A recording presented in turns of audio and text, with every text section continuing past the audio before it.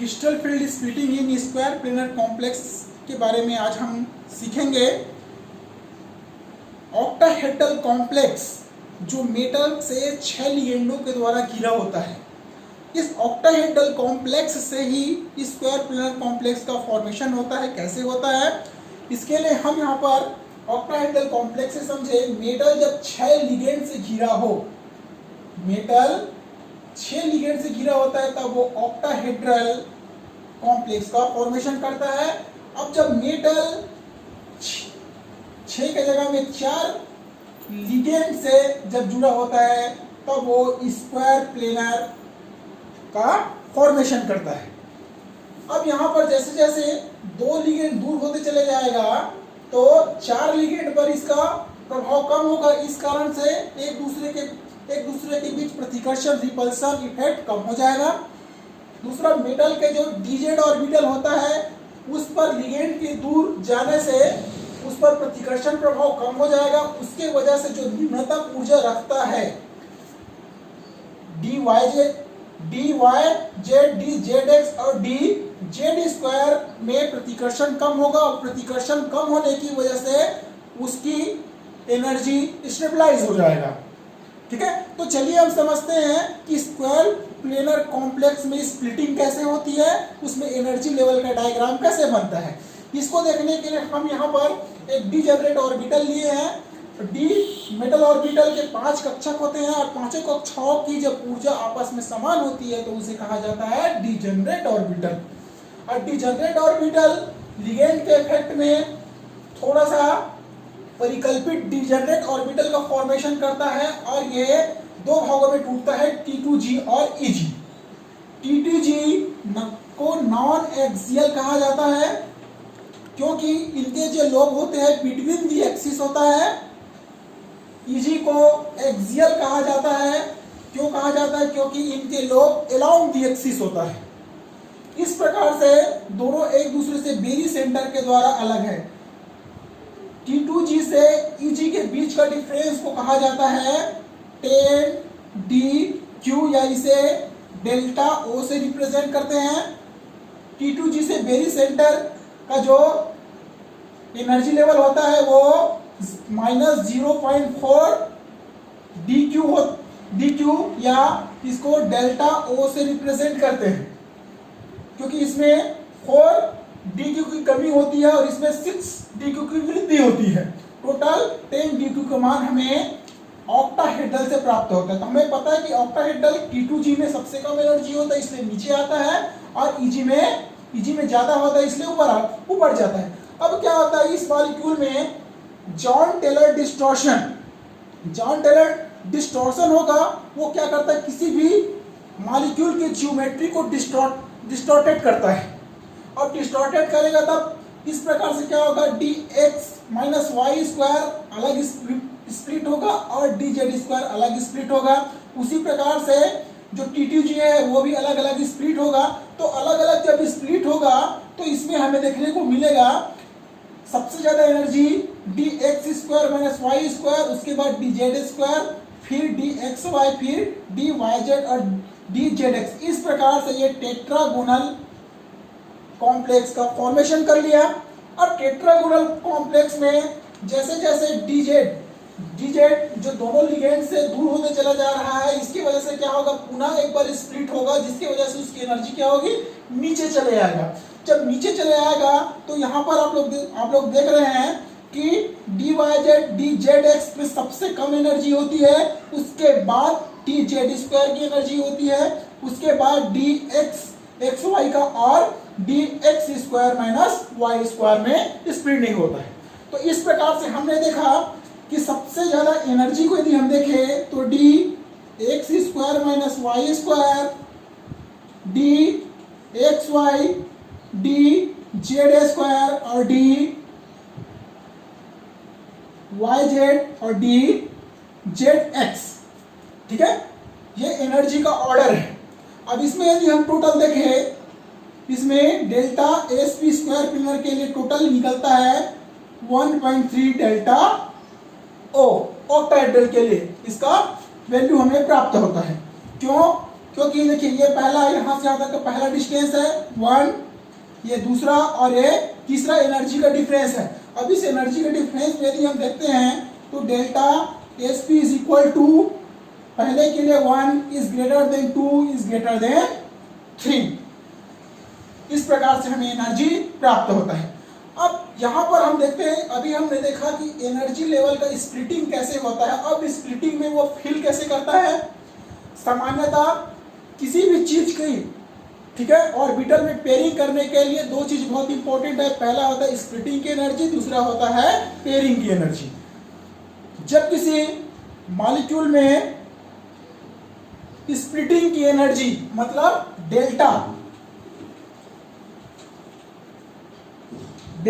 ओ का मान जब अधिक होगा किससे, पेयरिंग एनर्जी से, तब उस मॉलिक्यूल के ऑर्बिटल में पेयरिंग होगा। ठीक है। अब ऐसा किसमें होता है, ऐसा हमें जिसमें D8 इलेक्ट्रॉनिक कॉन्फ़िगरेशन वाले होते हैं उसका 8वां इलेक्ट्रॉन अनपेयर्ड ना रखे वो पेयर हो जाता है और स्क्वायर पेयर कॉम्प्लेक्स का फॉर्मेशन करता है। ठीक है। यहाँ पर पहला मैंने आपको बताया था जॉन टेलर डिस्टॉर्शन के कारण, दूसरा मैंने आपको बताया कि स्क्वायर प्लेनर कॉम्प्लेक्स में, ठीक है, कैसे इलेक्ट्रॉन फिल करता है। कब होता है, जब स्प्लिटिंग एनर्जी का मान ज्यादा हो गया किससे, पेयरिंग एनर्जी से, तब वो क्या करेगा, जो अनपेयर्ड है वो क्या हो जाएगा, पेयर्ड हो जाएगा और पेयर्ड होने के कारण क्या बनाएगा, स्क्वायर प्लेनर कॉम्प्लेक्स का फॉर्मेशन करेगा। नंबर थर्ड, जब आवर्त सारणी में हम देखते हैं 5D या 6D पीरियड, ठीक है, जिसको हम कह सकते हैं 4D और 5D सीरीज, उस सीरीज के 5D और 6D जो 8 नंबर ऑफ इलेक्ट्रॉन रखते हैं उसकी क्रिस्टल फील्ड की एनर्जी ज्यादा होने की वजह से क्या होता है, पेयरिंग कर लेता है, जिसके वजह से क्या करेगा, वो स्क्वायर प्लेनर कॉम्प्लेक्स का फॉर्मेशन करेगा। तीसरा रीजन। चौथा रीजन यह है कि जब लिगेंड फील्ड स्ट्रेंथ किसके लिए, D8 इलेक्ट्रॉनिक कॉन्फ़िगरेशन वाले मॉलिक्यूल में उनकी स्टेबिलिटी को बढ़ा देता है और स्क्वायर प्लेनर कॉम्प्लेक्स का फॉर्मेशन करता है। Number 4 reason, crystal field stabilization की एनर्जी जब ज्यादा होती है तो कुछ हमारे ऑर्बिटल है जो D1, D2, D3, D4, D5, D6, D7, D8 और D9, इसमें D7, D8 और D9 की CFAC energy square planar complex में बहुत ज्यादा पाया जाता है, इसके वजह से ये पेयरिंग करता है। ठीक है। तो यहाँ पर आप लोग फटाफट स्क्रीनशॉट ले लीजिए ताकि मैं आगे आपको एग्जाम्पल से समझा पाऊं कि कैसे उसमें ऑर्बिटल में इलेक्ट्रॉन का डिस्ट्रीब्यूशन होता है।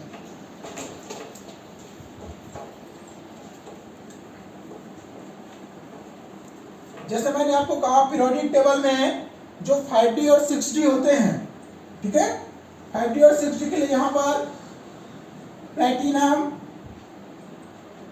Cl4 2- प्लेटिनम का होता है 78, ठीक है। इसकी ऑक्सीडेशन स्टेट सर्वप्रथम हमें क्या करना है, ऑक्सीकरण संख्या निकालना है, ठीक है, कि इसमें कितना चार्ज पाया जाता है।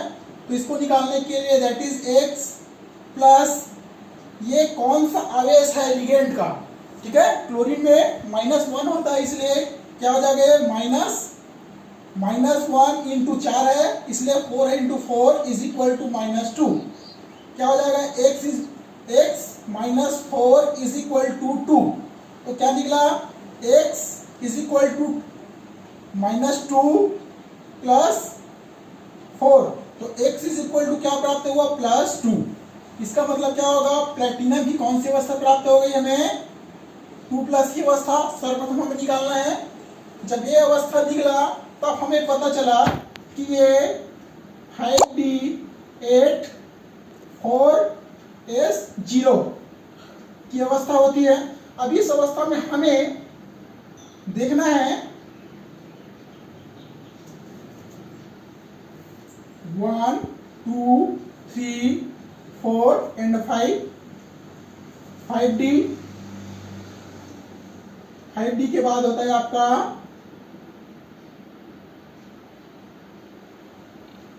6S के लिए पॉसिबिलिटी है 1 1 2 एंड 3, 6P की पॉसिबिलिटी। अब इसमें इलेक्ट्रॉन को हम भरे, ठीक है, 1 2 3 4 और ये 5 6 7 8, इस प्रकार से नॉर्मली होना चाहिए। लेकिन मैंने आप लोगों को बताया जॉन टेलर डिस्टॉर्शन के कारण जियोमेट्री में क्या होता है, डिस्टॉर्शन होता है। दूसरा मैंने बताया जब स्प्लिटिंग एनर्जी का मान ज्यादा हो जाएगा तो ये अनपेयर्ड इलेक्ट्रॉन क्या हो जाएगा, पेयर्ड हो जाएगा। तीसरा मैंने आपको बताया जब 5D और 6D पीरियड के जो मेटल होते हैं जिसमें क्या होता है crystal field energy, crystal field energy ज्यादा होने की वजह से क्या होता है, जो ये अनपेयर्ड इलेक्ट्रॉन है, ठीक है, इनके साथ आके क्या कर लेगा, पेयर्ड बना लेगा। तो क्या होगा, क्रिस्टल फील्ड एनर्जी के कारण 1 2 3 4 5 6 7 और 8, इस प्रकार से D का एक ऑर्बिटल वेकेंट हो गया और 1 2 एंड 3 ये हमारा 6S के लिए है, ये हमारा 6P के लिए है। तो पहला जो हमारा लिगेंड है वो यहाँ पर, तो D का एक, S का एक और P और P, तो इसको हम कह सकते हैं संकरण DsP2 संकरण। हाइब्रिडाइजेशन प्राप्त हुआ। दूसरा हम इसमें यदि देखें इसमें कितने लोन पेयर इलेक्ट्रॉन हैं, तो लोन पेयर या अनपेयर्ड इलेक्ट्रॉन कितने हैं, 0 है। मतलब ये क्या है, अनपेयर्ड इज इक्वल टू 0, मतलब ये कौन सा मैग्नेटिज्म है, डाई मैग्नेटिज्म बिहेवियर को प्रस्तुत करता है, ठीक है। सेम यदि हम प्लेटिनम की जगह में यदि पैलेडियम ले, Cl4 2-, तो इस अवस्था में भी मैंने आपको तरीका बताया कि कैसे ऑक्सीडेशन का स्टेट निकाला जाता है, उससे आप निकालेंगे तो इसमें भी आपको पैलेडियम की 2+ अवस्था प्राप्त होगा। ये 4D8 की अवस्था है, ठीक है, 4D8 और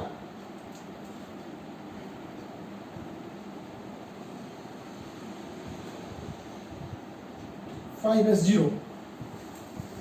अब इस अवस्था में यदि आप देखेंगे तो पुनः क्या होगा, इसी प्रकार से 4D हो जाएगा हमारा, ये हो जाएगा हमारा 5s और ये हो जाएगा हमारा 5P हो जाएगा।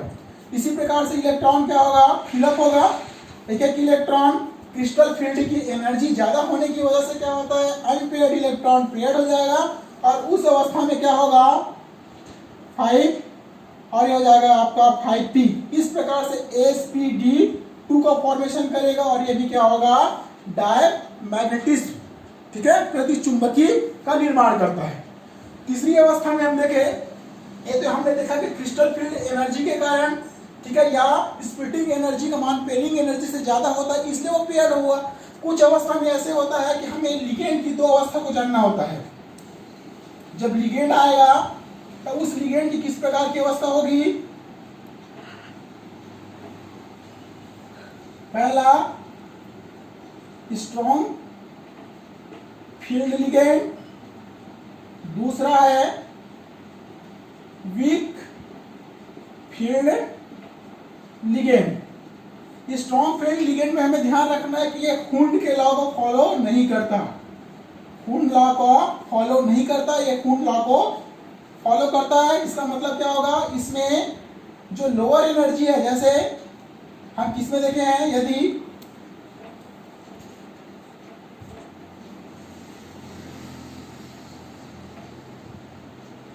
मैं T2G और ऊपर में Eg लूं, अब इसमें हमारे पास किसके लिए हम देख रहे हैं, D4 के लिए यदि देख रहे हैं तो 1 2 एंड 3, चौथा इलेक्ट्रॉन कहां भरना चाहिए, यहाँ लेकिन यदि ये स्ट्रॉन्ग फील्ड है तो क्या करेगा, हुंड के लॉ को फॉलो न करते हुए जो लोअर एनर्जी है उसी में क्या कर लेगा, ये पेयर्ड हो जाएगा। तो इस प्रकार से क्या होगा, ऑर्बिटल में पेयरिंग होता है, ठीक है। और वीक लिगेंड में क्या होगा, वीक लिगेंड में यदि हम देखें,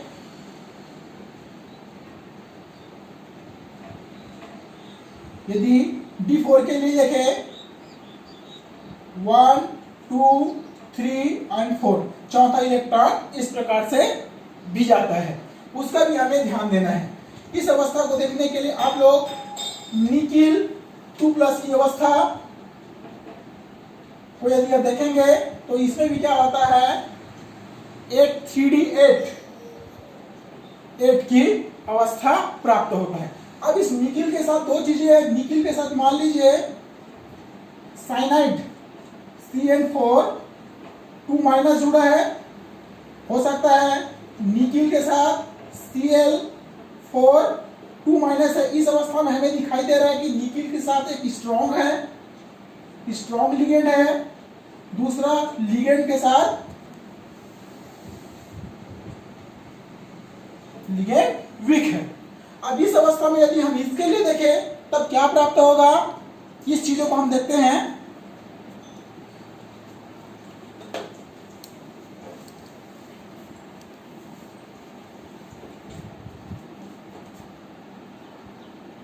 चलिए निकिल के लिए देखें, निकिल 2+, सर्वप्रथम हम स्ट्रॉन्ग फील्ड के लिए देखें,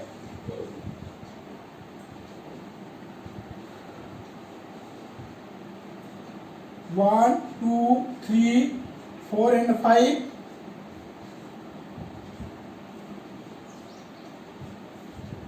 ये आपका 3D 4S 4P।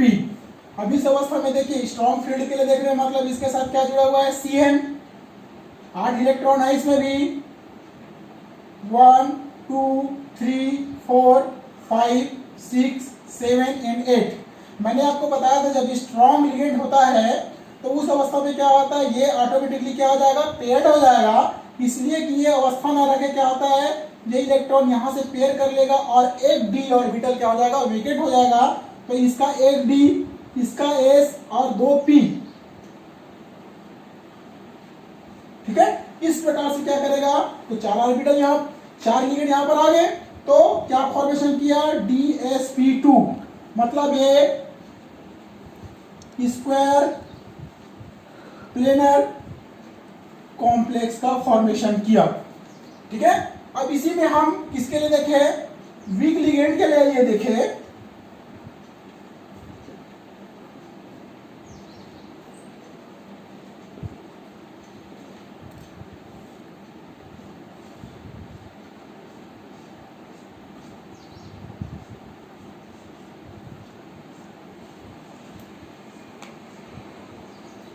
Three 4S 4P 1 2 3 4 5 6 7 और ये 8।